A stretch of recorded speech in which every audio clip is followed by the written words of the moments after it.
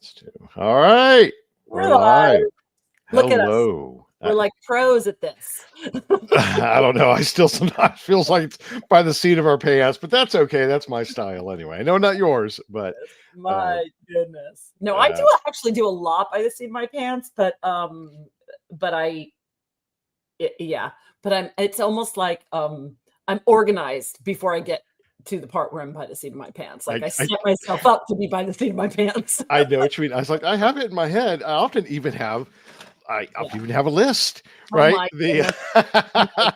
But the details, we're gonna wing that sometimes. But so we got a lot to talk about. And, oh my heavens! But we also have one very big thing to talk about that we agree we want to save room for. Save room. Well, so we're going to start with it, and it's more like everything else.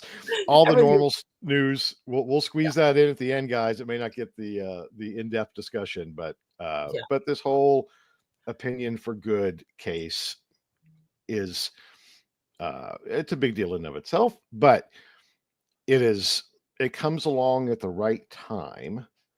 For the industry on a topic that we have been talking about forever. Certainly the industry itself has been talking about forever. And there's lots of thoughtful commentary going on from lots of different folks, and we want to give it space. So anyway, you want to let's start. Let's back up for those who, may be in the back of the room distracted by passing notes with their friends and not really, paying attention to what's happening out there in the world. Hey JD. Hi. So, all right. So, I mean, really, it's just been a few days. On the 15th, so what was that, Tuesday? I think Tuesday. The U.S. Attorney's Office for New Hampshire unsealed an indictment charging 8 individuals in a $10 million fraudulent market research scheme. So the defendants are facing charges of conspiracy to commit wire fraud. It was an FBI-led investigation, and senior leaders at, Opinions for Good or OP4G and Slice allegedly fabricated survey data. Carly is sharing the link to the official source of truth, as opposed to a lot of commentary that's happening, which is all good and valid. But start at the beginning, right? Start with, here are the facts of this case. It's interesting, Lenny, because sticking with the facts of this case, they employed ants, which is reminding me again, as we talked about, like all the Moss interviews where there were the bots. I mean, this is, ants, bots, whatever else they may be called. Fake data is really what it is. Manipulating survey responses and hiding their identities using VPNs. And then that data was sold to major clients. Anyway, the maximum sentence is 20 years in prison. Each of the people indicted will face a hefty fine if found guilty. It's like I don't know. I think it struck us for a lot of reasons in the industry, right? So I know that you shared a link. We have been tracking all the LinkedIn posts about it, and we'll get. We're trying to. There's a lot. Exactly. But you also then kind of reflected, I think, on JD's, which we'll get to. But why don't you talk about why this is hitting such a nerve for everybody in the industry? Not just because it's kind of scandal and it feels like, we don't often have this kind of crime in our industry, but just riff for a little bit and then I'll bring you back. Okay. I'll bring you back. That's dangerous. Let Lenny riff. So I think we should point out I don't know if this was deep, if it says this specifically. My impression was that it was buyers who originated the investigation. So one, that's an important point. If that is the case, and I'm pretty sure that's the right interpretation here. Buyers detected the fraud and they went to the authorities. So somebody says buyers don't pay attention. Well, I would give you an example here, potentially, that is not true. They are. And so that's evidence one, I guess. Two, this one's some fly-by-night BS. Supplier. This was a known entity, reputable, some level of ISO certification. They were friends, not too many people. I actually personally don't know them, but I certainly know the company. And so that feels, I think, as Patrick Comer pointed out, feels like betrayal, right? It's not just some, like the Moss interviews, like somebody you don't know in some other country. These were folks here, and that's engaged what, in the industry. Interrupt you for 30 seconds. Yes, Patrick Comer please. in his LinkedIn post, which Yes. we will link to the LinkedIn posts, but the quote I pulled out from that was, "What's different here is the proximity. This wasn't overseas. It was inside our industry, known actors, familiar names." Yes. It feels really unnerving, largely because of that. It One of does. the reasons. And it's also, we'll sometimes call this dirty little secret of the industry. It's not a dirty little secret. Folks, this has been something we have been talking about for a very long time. It is at every event. It's at every IEX event, blog posts, folks like JD, and Karine, this is not some secret. Yeah.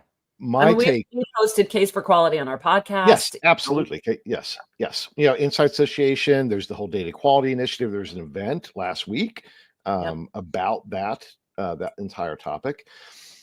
But this showed, I think my hope is this is needed consequence to try and elevate this conversation from, oh yeah, we just need to do better, to, well, I almost dropped an F-bomb. There I think it are, might be appropriate in this context, but anyway. It could be, but I'm not going to go there yet. There are consequences to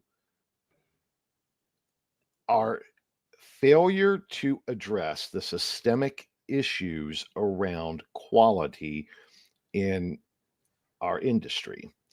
And there's lots of reasons why it has been a challenge to do that.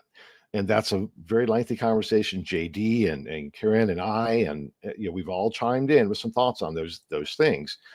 But this shows that we can't duck it anymore, because there are consequences. Because here's the next foot that falls. Wait, but I just have to go back to something, because yes, there are consequences. But again, I have right in front of me, like this quote from JD specifically, which was, it was management organized and approved criminal activity. So it's more than just, it's so much more than that. It's this, they marketed themselves to the industry. And as I think I share it later in the brief, so I'm jumping ahead because I've digested the whole thing at this point. But, I think, this is a company that they market themselves as quality. So the level of fraud is not just the activity, but the representation of the activity also. They overtly said, we're high quality, while at the same time mindfully doing wrong, and allegedly, perhaps, right? So maybe I have to be careful with that, and not, okay, this investigation is ongoing and these charges were filed. But that also feels poignant.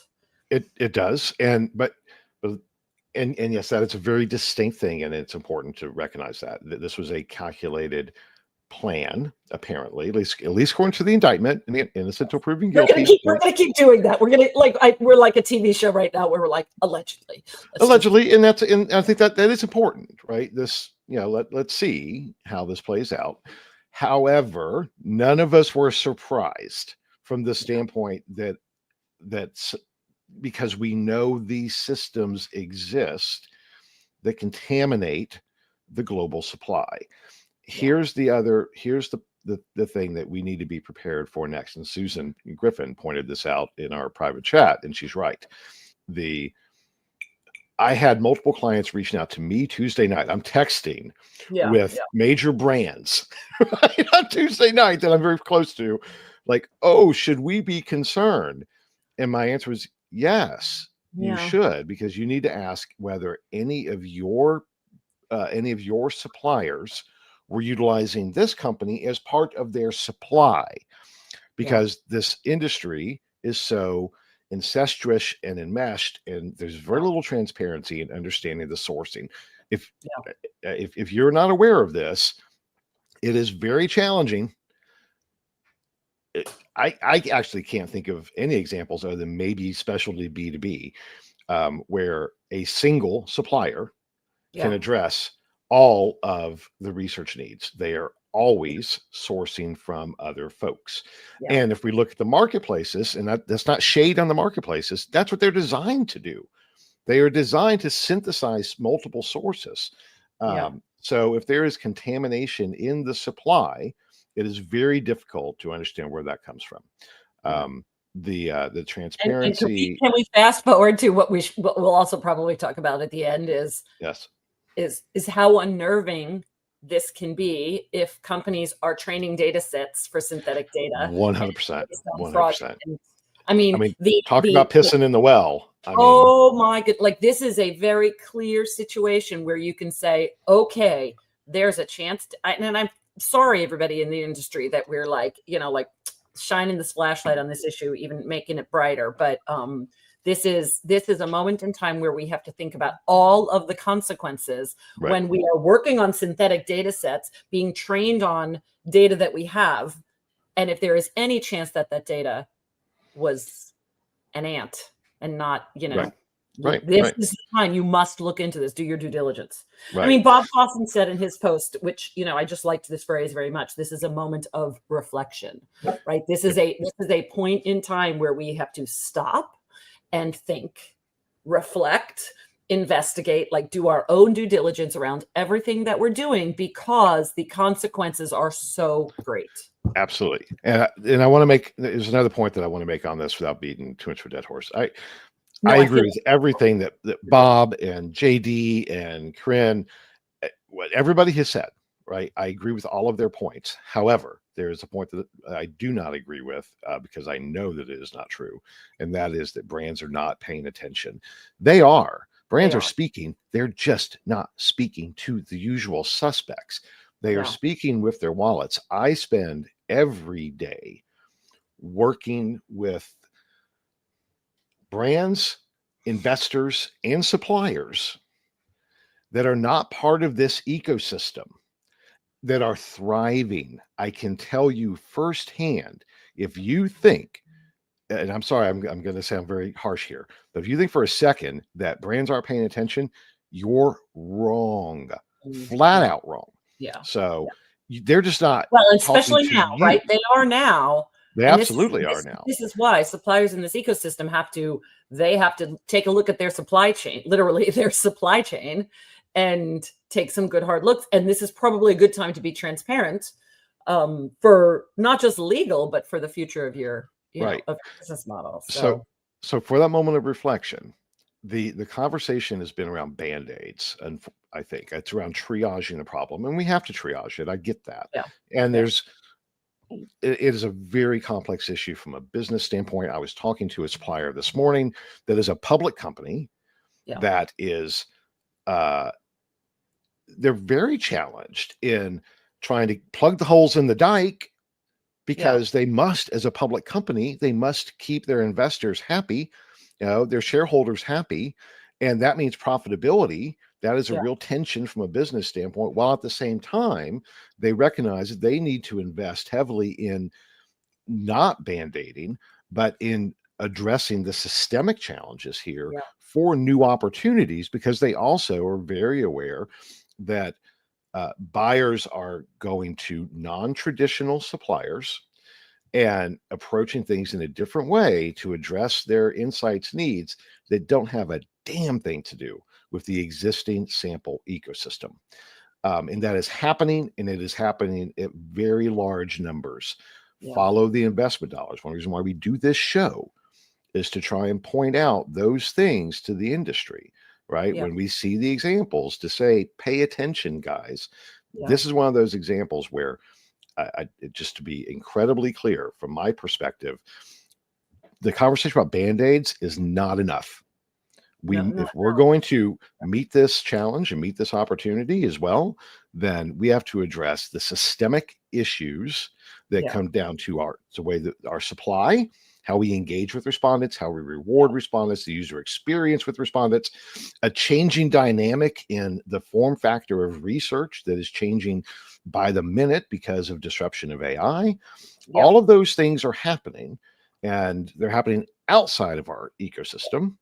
And we keep trying to just put lipstick on a pig. Yeah. And Yeah. that's So not there are so many ideas that were shared, and I do want to share some of those. Yes. Sorry. All right. Rant done. Rant done. Just slow down. Slow down. Because if we haven't nailed down the point that you have to, look at the mess, Tim shared, God bless Tim. Yes. How will people be able to unravel the mess, poisoning their data? And here's why I'm looking at this and I'm thinking that's going to be complicated. But also, Patrick Comer, the CEO of Cint, he did a LinkedIn post also about this. Yep. And, he's talking about fraud isn't new, but its occurrence inside the industry is troubling. He asserts that Cint removed them from its supply chain in 2021. Okay, good. But who else did? Who hasn't removed them from the supply chain? Who has data from 2019 that they might still be training their LLMs in? This is where my brain goes with that. Like, come on. Like, again, think about the big picture here. You may have data. I mean, you don't get rid of your data. We have a knowledge, we have data warehouses now. We have all of this historical knowledge. So you need to do the research. You need to do some sleuthing out of what is in your brands. Talking to you, what is your data from maybe prior to this? Who were the partners that you're using? Ask the hard questions, because if you keep the vendors that you're working with accountable for what they've done then and what they're doing now, that is how you will drive change, because we have a lot there. But anyway, I want to just circle back around for a minute to make sure that we're clear, because I could come across as a butthead on this, and my apologies. So far, I have not noticed butthead. Yes, I think you're okay. Okay, thank you. I applaud all of the efforts. Yesterday we had our sample tech showcase, right? And the companies that were there are providing solutions within the existing ecosystem around sample quality and management. All of those things are necessary and right. So I applaud all of the efforts that are being done there to address the issue. And that's all good. I applaud all of the efforts that Patrick Comer was talking about, right? That they've done to identify bad actors and remove them from the system. That those are all necessary elements. But I want to reiterate, let's not be myopic in thinking that the triage efforts are going to save the patient. I do not, because I just know for a fact. I wish I could tell you more, right? We're clear on folks are going in different directions. Yes. Yeah, absolutely. And we've talked about that before. We've talked about, that they're getting sample, brands are getting sample in other ways. They're not relying on sample providers. There's lots of different things out there that are indicating that if they can't rely on the partners in the industry, they will take it into their own hands. That is logical. And there are announcements every week about those things happening. More and more of that. Yes, because the industry has failed on some levels in this with this very clear example. So, and back to, we've talked about Karine Pepin. She, of course, in her LinkedIn post, she's talking about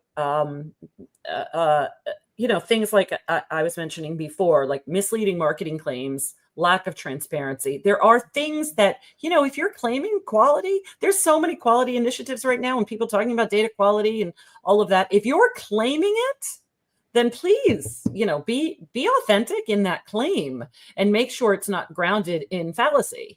Right. So, take a look at what she's saying, because that to me is one that stood out as well. Let's be clear about this. And let's also then start to advocate for some of the big picture systemic changes, and Lenny, look, here's the truth. I threw in all of these posts into my LLM to kind of, here's what everybody is saying, pull out all of the ideas for me. And there's, 24 ideas for what right. It's like, this industry is not short, when it comes to fresh thinking and ideas and what to do about it. There's a lot of them. So like we can scan these, we can share these after the fact. Looking at the clock thinking, there's a lot that needs to be done. It's not just a simple thing. Yes. And this will be, I'm sure, I know it's a topic here in 2 weeks at IX. And so we've already talked to, I was on a call this week with, it was with all of our chairs for the event, and SMR is bringing their data quality survey to the stage, and I've now said to them, hey, before you launch into your survey, can you dedicate some of your 20 minutes to this? Because they are, they're the right organization to be leading a conversation around this at this particular event. There are other folks that I reached out to, and I'm like, hey, you want to talk about this maybe at a round table? People haven't really, at least they hadn't yesterday, like kind of wrangled how they would set up a roundtable discussion on this topic. But maybe that's happened as of now. I don't think we'll have any, I don't think we'll have any shortage of this conversation at that event. No. And I encourage everyone to really, really lean into it, right? Because that's the way through these things, is just say, okay, this happened. What are we going to do? Sorry, I want to pull out JD's comment. Please. There was a cancer study done a sample by this. Now, and we have talked about that before, the threat of contamination early on. I remember us distinctly having that conversation on this show. When there is bullshit data, even whether it's purposeful or accidental, it has real implications. And here, according to JD, in the link that he just shared in the chat, this is an example of, so imagine you are a pharmaceutical company and you are trying to develop a product to save lives, and it has contaminated data in it. Yeah. So there are real world implications on this. And we've talked about the issues around polling. We've talked about, all of these things, and it all circles back again to what you said, the contaminant in the supply that is now feeding into not just an individual study, but into an AI system. Right. This is not an issue that we can duck anymore. And we as an industry, and so I'm getting fired up again. No, I know. We got to stop band-aiding this shit, guys. There are solutions that have been brought to market. There are new approaches that are entering the market. There are brands engaging in new ways, and we damn well better pay attention and use this as a wake-up call. You said real when it comes to the cancer. There are real implications. Those are human implications. Yes. All of the other business implications are also real. Like people could die from this shit. They just feed into commercialization. So, on the one hand, we're like, so, so-and-so messed up a marketing campaign. Like we get it. Maybe the stakes aren't that high, but when human lives are at stake, that's a whole different situation.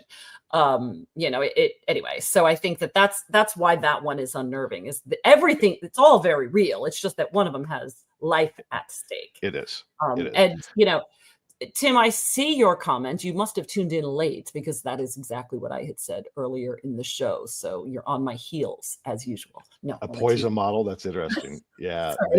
Tim's and guys, thank you. I see everybody, JD and Karine, thank you guys for being on here. This is not the last time we're going to have this conversation. Actually, Karen, I want to chat to you. Maybe we need to do something different, just about this. But we can have a whole forum. We can invite all of these thought leaders into. I think we should have a day.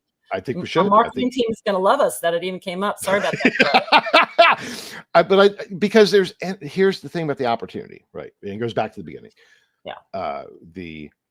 When something like this occurs, it is an opportunity for us to play around and think through, not just, the sky is falling.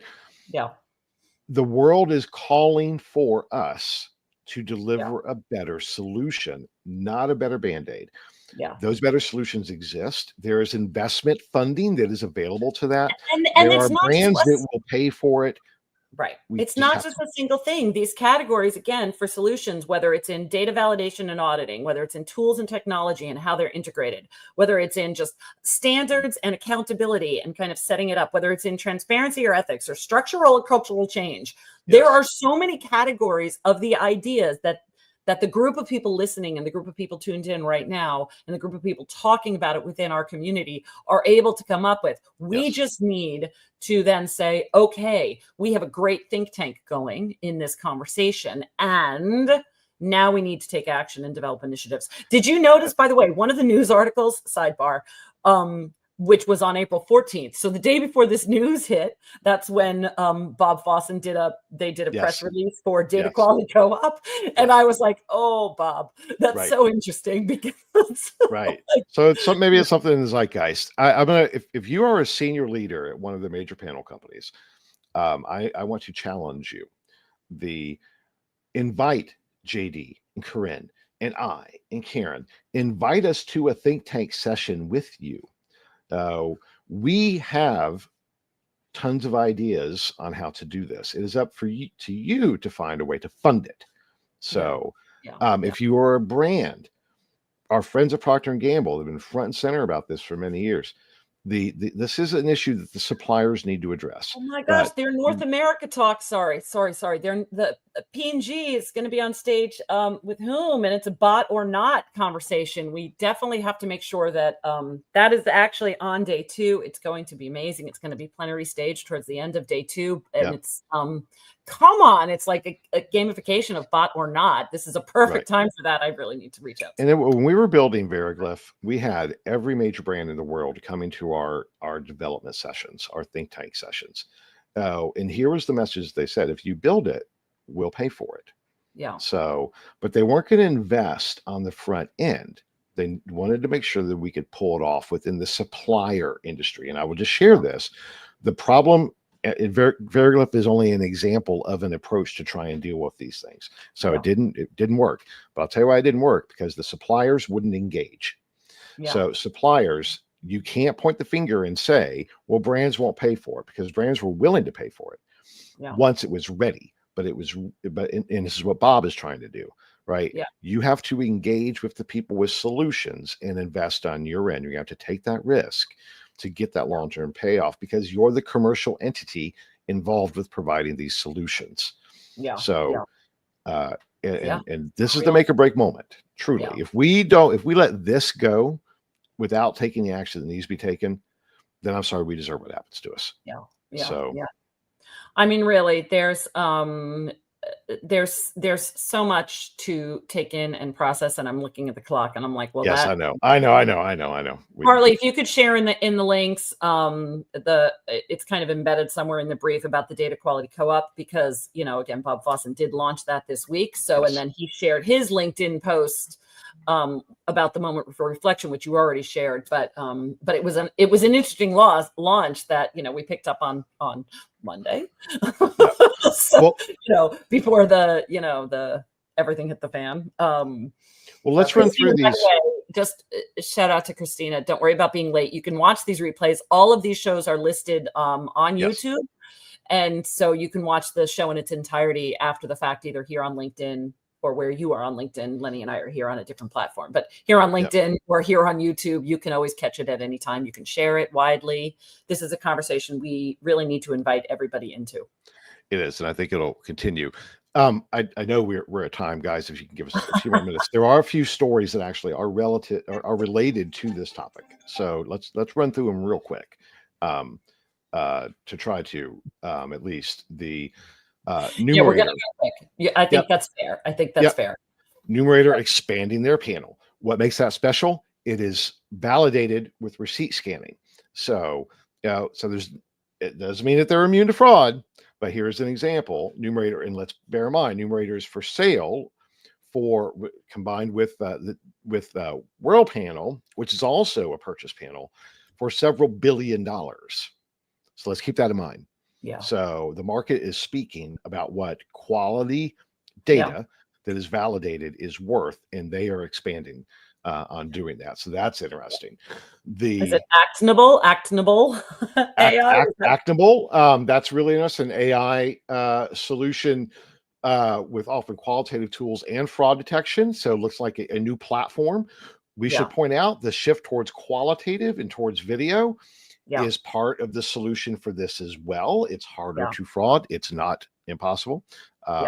But so we see that shift occurring in platforms like this that are emerging, embedding the tools purpose built into the platform to make it a better experience. That's interesting. Nielsen, their Bases AI screener, which is using synthetic respondents. So let's hope that they weren't buying from one of the tainted pools. But synthetic respondents, that is a way that brands are speaking. So, you get a small population of high quality data that they trust, and then you build off of that so you don't have to deal with contamination on your ongoing studies. It's cheaper and it's faster and it's arguably better. So, there's an example.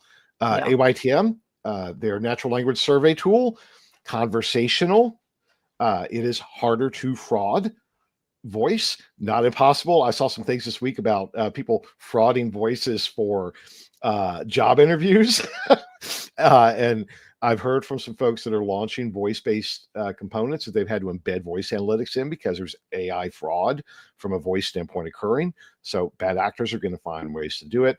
But the form factor changes, and that's more engaging. So hats off to them. Phoebe doing voice as well, former IX competition winner. So hats off to them. AI co-pilot for qualitative research with voice and emotion analysis, changes the form factor, changes the engagement strategy, arguably could prevent or could create better quality data.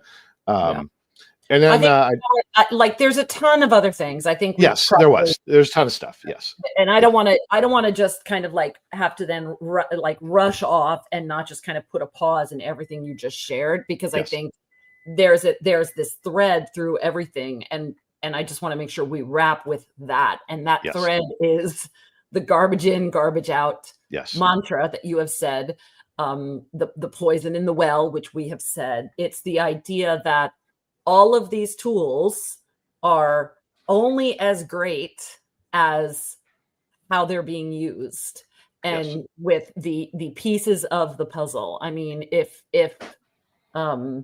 we don't stop, take this moment and look at everything with this lens of, is everything in here filled with integrity, then none of it matters. None of it matters, because it's all just, I don't know. It's just, and I don't mean to be cynical sounding. I'm not. I want everyone to be proactive, and I want everyone to literally recognize that this is a pivotal point, that each business in the ecosystem is at a crossroads of, do I ignore and keep my head in the sand, or do I take a good hard look?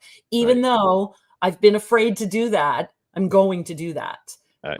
Damn the consequences, because it's agreed. And I would put the emotional appeal on top of that as well.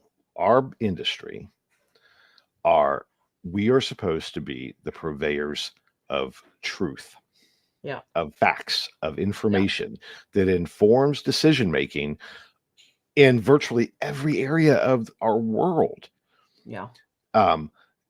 Commercial gains. I'm a capitalist. I like making money. I invest in businesses. I mean, I'm all for making money, but not at the expense of principles. And we risk losing our place as the providers of truth if we do not address these issues, not just from a Band-Aid standpoint, but rethink the entire system, because I would argue this is a systemic issue. And this is our opportunity, guys, because data is the new oil, and we are in such a great position as long as we don't screw it up. And ignoring this is a good way to screw it up. And this will tap into, are you the one who found the GBK marketing consultancy report there? Yes. The one that formed the Harvard. Yes, it was the basis of the Harvard. So last link, Carly, for real. I'm so sorry. The marketing consultancy, GBK, the collective, GBK collective, shared a report. You have to type in, your intel to download the report, but there were some findings at a glance, and listed right on that landing page. And one of the findings was basically 77% of people engaged with Gen AI at the individual level are worried about making faulty business decisions due to AI generated misinformation. So Right. That just seems to be like, well, there's a bookend, right? Like if, 3/4 of the people using generative AI are worried about making faulty business decisions due to misinformation, guess what? There we go. Let's do the work that we need to do so that they increase their trust because it's trustworthy, not because they are being less cynical. Like we need to make sure that trust goes down organically and not because somebody says you should trust this. Good way bringing that full circle, Karen. And we did it. It's 35 minutes. We both knew we were going to end up going a little bit over on this, but that's fine. Yeah, but we did. And hopefully audience, forgive my ranting on this. It's because we're passionate about this, as you are too. We know that you are, right? Yeah, we live and work in this industry. It provides for our families, we experience satisfaction, all of those good things. It's important. It's an important topic. So thank you for tolerating as we kind of let the emotions come out on this one a little bit more. Now let's move to solutions. So yes, and we'll figure out a way to share, some of this with you, and yeah, we'll keep the conversation going. Reach out the exchange at greenbook.org with any ideas, thoughts, feelings, whatever comes out of this episode for you, and register for IAX North America because that's for IAX North America. Yeah, it's right here. And if you're watching on YouTube, hit that like and subscribe button. Like and subscribe. Yes, like and subscribe. I was thinking the day it's like we stopped saying that, but we should.